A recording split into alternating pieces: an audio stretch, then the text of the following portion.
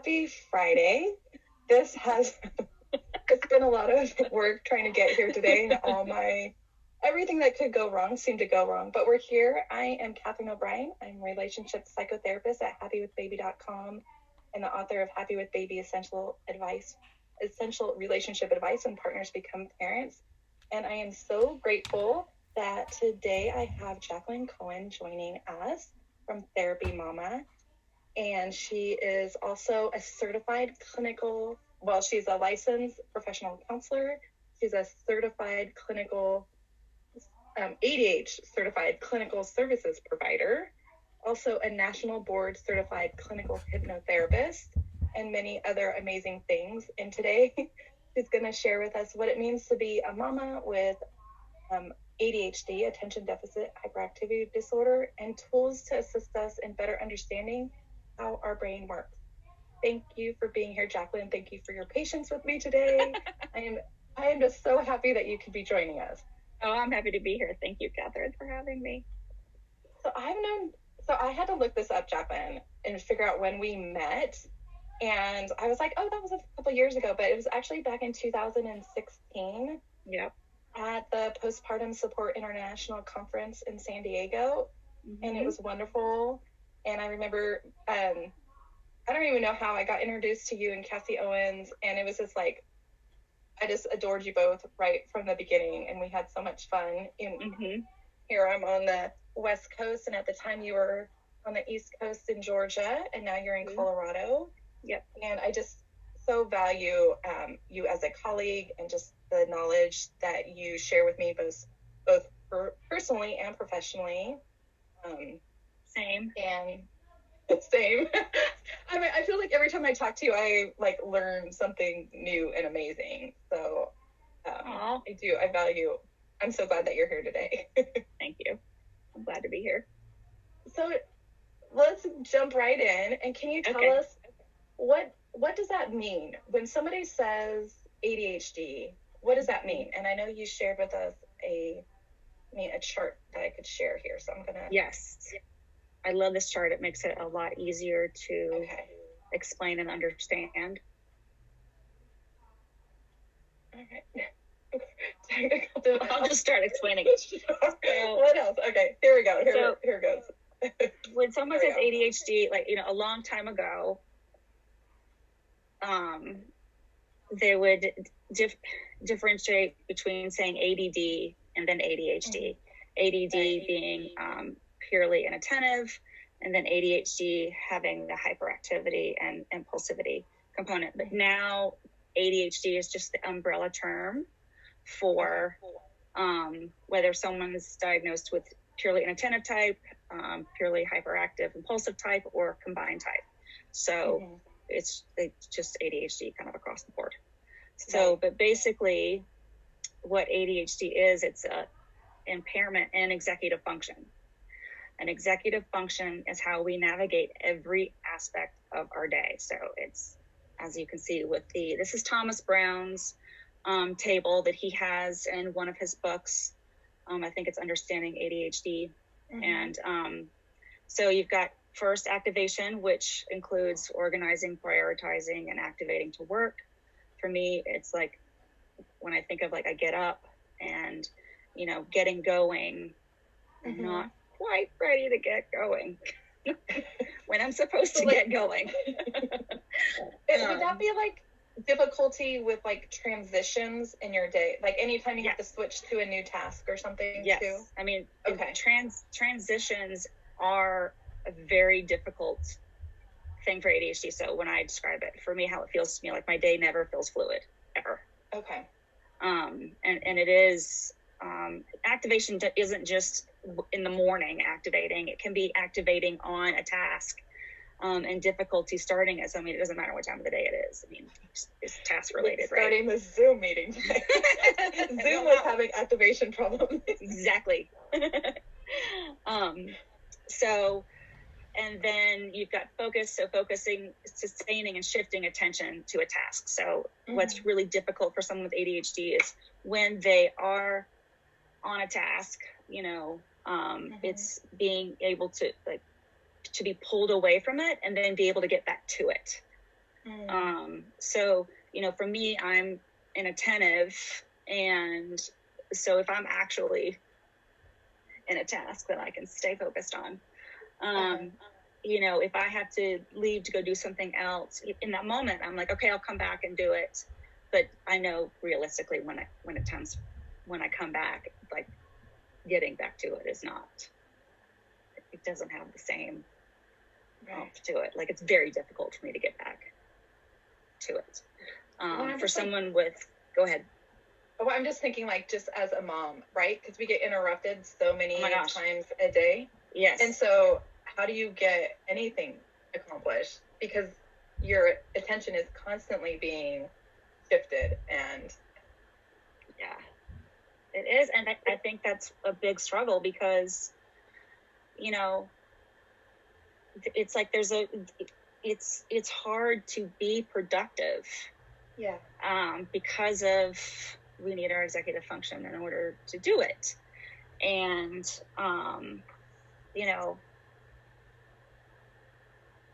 constantly being pulled in different directions makes it very difficult to be productive. Of course,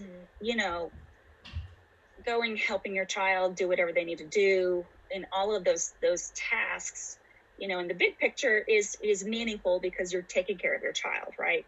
But in the moment, it doesn't feel good because, well, half the time it's probably not very interesting. So, and we're a very interest-based nervous system. So, doing things that don't require thought or are boring are incredibly difficult.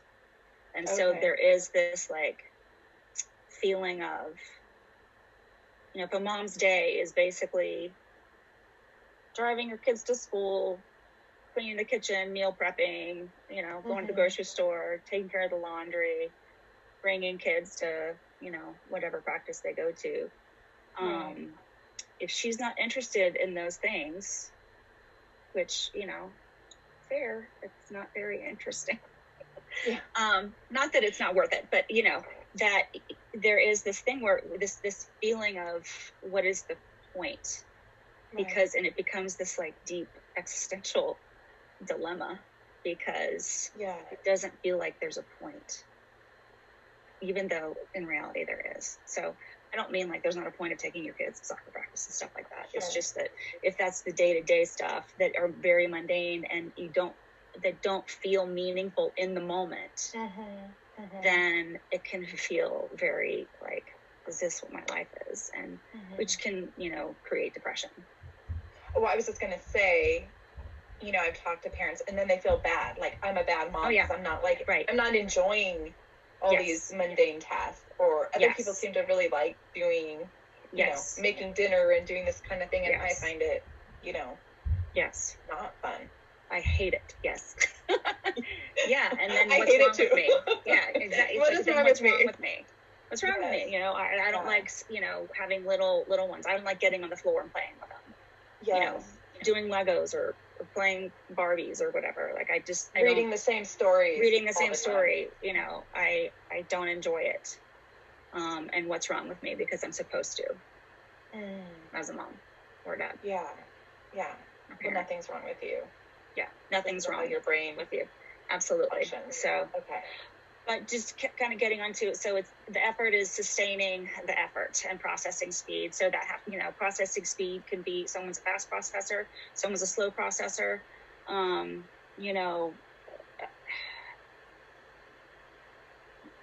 lot of times being a slower processor like myself, like it takes time to really like put all the information in.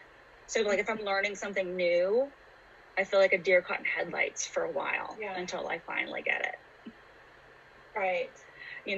Or if someone's giving me information, it takes me a while to kind of get it. If my husband starts throwing, when are we doing this? Can you do this? Can you do that? I'm like, okay, one question at a time. I feel like I'm being like, tennis balls thrown at me. Right. Well, I'm just thinking about it when you're like, you need to do this, this, and this, and it's like, what was that first thing that you said? Like, I can't even remember. So like, go down one thing at a time. I don't need one thing at a time. Right. And one thing may be actually a lot of many tasks yes. in that one thing.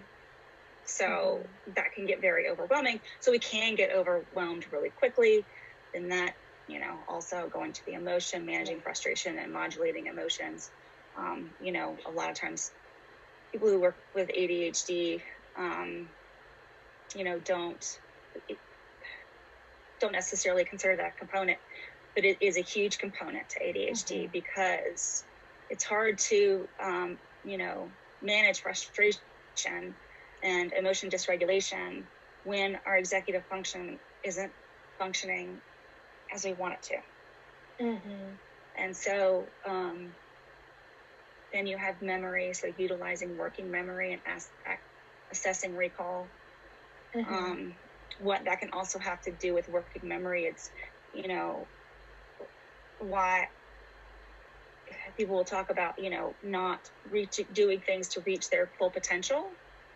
And it's because it's not that they don't know how to do what they need to do, it's being able to do what they need to do. So if it's a long-term goal, again, because we're an interest-based nervous system, if a task that is a part of doing that long-term goal is not interesting, then it's hard to keep going because it's not interesting. And we get like 40% less dopamine than a neurotypical. So, you know, it's, you don't have all the neurotransmitters that we need, or we have too much of it, that, you know, make the executive function work. So it's being able to sustain the effort and keep working towards something when the payoff is a long way away. Right. If that makes sense. It makes total sense. And I love how you explain this, because I feel like, oh, yes, like I'm just seeing, like, in talking with different people and just understanding this a little bit better myself.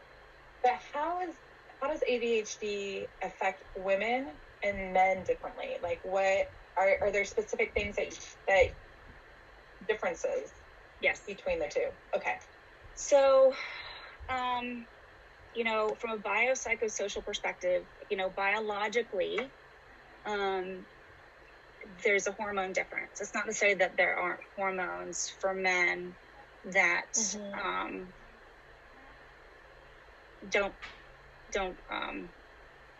go up and down, especially at some points in their life. But for women, the estrogen, that, you know, so when we're younger and we're, you know, on our periods or, you know, ovulating or whatever, when there's a drop in estrogen, the estrogen is where our neurotransmitters, the norepinephrine, dopamine, and serotonin come from.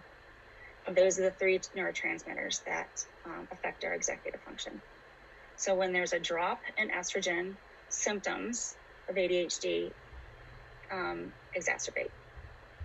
Oh, interesting. So different times of the month.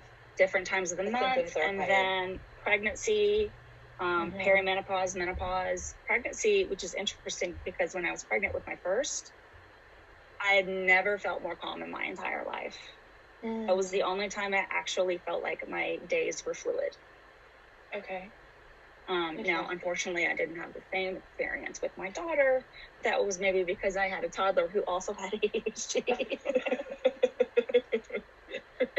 Which makes things challenging. It does, you know, and that's what's also hard. You know, parenting is harder for people with ADHD. It's not that it's, you know, it's hard for every parent. It can be more challenging for a parent with ADHD, and more often than not, because ADHD is 75 to 80% genetic, then they probably have a child with ADHD. And so that's even more challenging. It doesn't mean that, you know, I don't say that in a negative light of kids with ADHD, because, you know, what makes it easier is knowing how your kid's brain works and knowing what's happening. You know, it is, from a childhood perspective, it's a neurodevelopmental disorder. So usually kids with ADHD are about 2 to 3 years behind maturity wise than their chronological age. So, you know, it's like if you have an 8-year-old that is struggling with a certain executive function, you know, for a certain task that you think that they should be able to have mastered for an 8-year-old, it's remembering that they're probably maturity-wise more like a 9 or 10-year-old. Right. Okay. So, I mean, eventually we catch up. Yeah. As we get older. But, you know, and it really doesn't always, you know, just from a peer-to-peer thing, isn't necessarily as obvious until, you know, like either when their neurotypical friends are going off to college, if they want to go to college. Not to say that you have to go to college, that means that you're progressing in your life, but, you know, if the ADHD person doesn't go to college because they think that they're not smart enough or can do it, so, you know, that's where you can kind of see the shift, or, you know, so it's like they feel like their friends are moving towards goals in life and they're not. That's where you can sort of see a shift. Again, because going to college isn't a marker to say that some people don't want to go to college and it's not for them, and that's absolutely fine. You know what I mean? You can succeed in life without going to college. But, right. Well, and there's gifts, right? Like people with ADHD absolutely. There are amazing gifts. gifts. And what I want to, you know, emphasize too is you can live very well with ADHD. I think where problems come in are if you have lived a long time, like myself, undiagnosed, right? So it's like I didn't know I had it, that old. but I still was, you know, affected by it. So, you know, that creates, you know, demoralization, thinking like, I'm not smart enough, I'm lazy, you know, all of these things, when none of that's true. I just didn't know what was happening, and I didn't have, you know, the systems in place to help me. As if, you know, the earlier kids get diagnosed and have, you know, the proper treatment and support throughout, and then, you know, the better off you are. Just like with anything, it's not having ADHD, it's whether you respond or don't respond, or have an opportunity to respond or don't respond to how your brain works that creates. Right. So you mentioned like being older when you got diagnosed with ADHD. Yeah. And more and more people I feel like are being diagnosed older, you know, that they're like, oh, I didn't realize all this time. Why do you think that is? Or do you have a thought about that? I do have a thought about that. So, you know, for women in general, you know, it's only been like 25 to 30 years of research on girls and women. So, you know, I know that, and girls, how they can be different is that girls are people pleasers. So that can be the motivator to do well in school. And that usually is the marker of like, if they're not doing well in school, or if there's behavior issues in school, you know, that's where they can be diagnosed. But, but if you're doing well in school, then there's not a problem. Right. So, and if it's an attention thing, and you're not tending to act out, you're probably flying under the radar most of the time. Right, exactly. Maybe just not turning in assignments or, Exactly. And that can be, you know, men too who are inattentive. So, I mean, I have a lot of clients that are men too that are getting diagnosed later on in life. It's not just women that are getting diagnosed later on in life. But, you know, there are more women getting diagnosed later on in life because it has only been 25 to 30 years of research being done on girls and women. So, you know, when I was in school. Yeah, I was just going to say, like, let me age myself and tell you how I don't think any girls in my class were ever diagnosed ADHD. Right. Right. And so, you know, there's no way that they would have ever diagnosed me with ADHD. And the funny thing is my best friend from high school also has it, but she's more the hyperactive and impulsive type. And so, you know, she probably was more of a fast processor. She was one that did better in school than I did, but I did well enough. You know what I mean?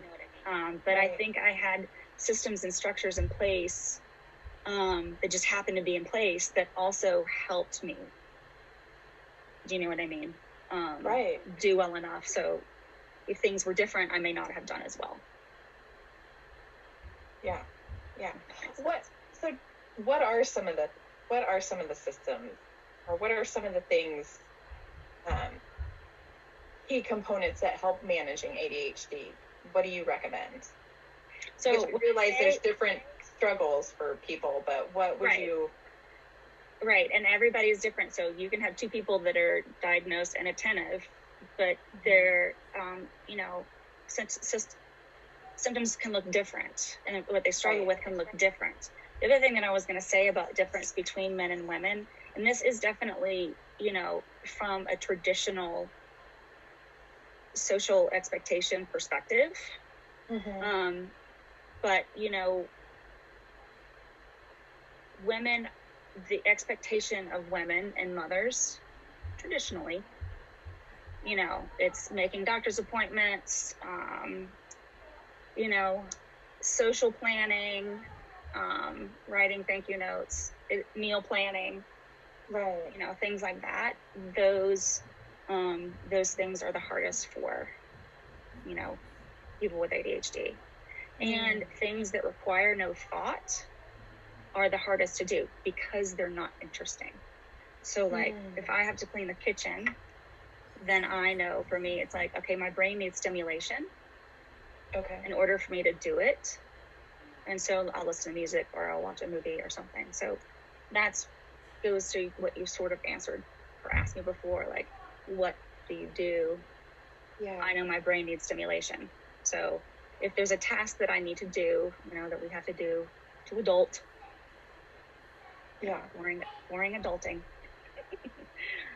That's interesting because I have another friend and colleague that she identifies also as having ADHD, and she consumes podcasts and articles and all sorts of things like no one I've ever met before. I'm just like, I don't know how you can take all that in, because oftentimes if I'm like cooking, I don't want any noise. I can't even handle if my kids are playing, even if it's like happy playing in the other room. Like I just need quiet so I can focus. Which I guess could also be, Yeah.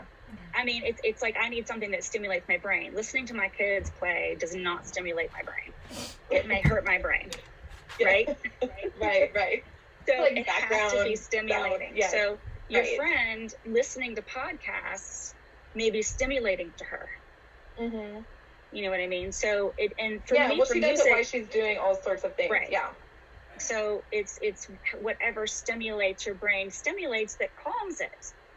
So it is, I am able to focus without, how it feels for me to clean the kitchen without it. It feels like I have an elephant sitting on my chest, and it's absolutely miserable. It's like, and I'm like, I don't necessarily, I have systems and structures of how to clean the kitchen. Like, I know where to start, I know where things go, you know what I mean? So it's not like a complete shit show. If I can say that on your face. But sure. It's just like, oh my God, I don't want to. Don't make me, please don't make me. Which is like everyone else in my house, but I'm the only one that does it. When they see the kitchen. But, it's like, it's awful. I don't even know how else to describe it. It's awful. So, what other components do you use to help manage, or do you recommend to other clients? So another way of knowing how your brain works, like for me as an attentive, because anxiety symptoms of anxiety and depression can go along with it. They can be separate, but also can be in a result of. So, for me, they say like it's an inability to focus, but it's really over focus because my brain when I see things around me, it does not filter out what's not important. So it sees everything going on around me, and it tells me that everything is of equal importance and urgency.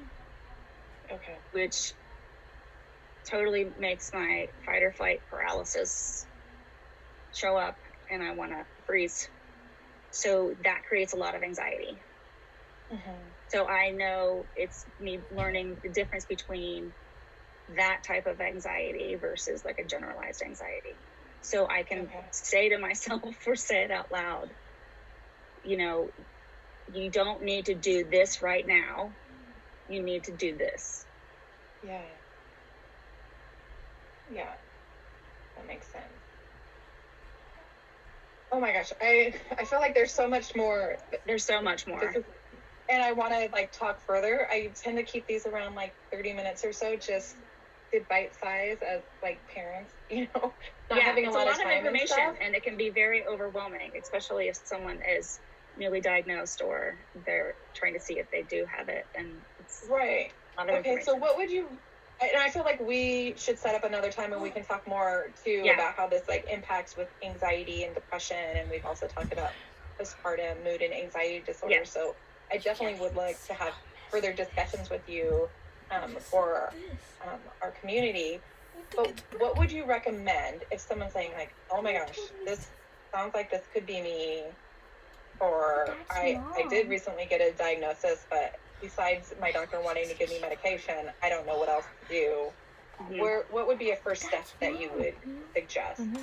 So definitely, you know, if you're wanting to see a therapist, find a therapist that really understands ADHD.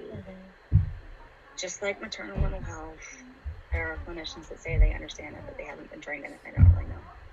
Right. So you really want to, it's okay to ask questions. You know, they do consult calls, ask questions. Like, you know, how long have you been working with ADHD? You know, how do you keep up your training? You know, things like that. And then, you know, also an ADHD specific coach is also good. So I like, if you go to ADDA website, that's the Attention Deficit Association, and that has a lot of focus on adults with ADHD. So there's a lot of information and resources on there. I think they also have like free support groups for adults with ADHD. And then, you know, webinars and things like that. Also, you know, find people that get you, like other women that have ADHD, as it helps to have people around you that get you. Right. Yeah, absolutely. Well, and so before we go today, like what? Sorry, I'm trying to. Okay. My technical skills today are just not very good. What would be your best, like, personal advice to moms and dads who are struggling with ADHD? Okay, so I wrote this point down. Don't compare yourself to other parents. Yes. Don't get caught in that comparison trap ever. You know, but definitely not with neurotypicals. You know what I mean? Yeah. And so don't compare yourself, because what they have strengths on, you know, you have strengths on, and there are superpowers of having ADHD. And with that, it's focus on your strengths, because you have them and they're very important, and they're important to your parenting. You know, just be the kind of parent that you want to be, you know, based on your own value system. Right. Not what you think you're supposed to do. And self-care. So what's your number one, well, do you have a number one self-care tip? Like, well, I say exercise, fun exercise. Yes. Because it's good for your brain, and it gives you dopamine.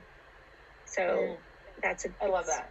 It's always something good to for people with ADHD to incorporate exercise in their life, one that they enjoy, and is fun.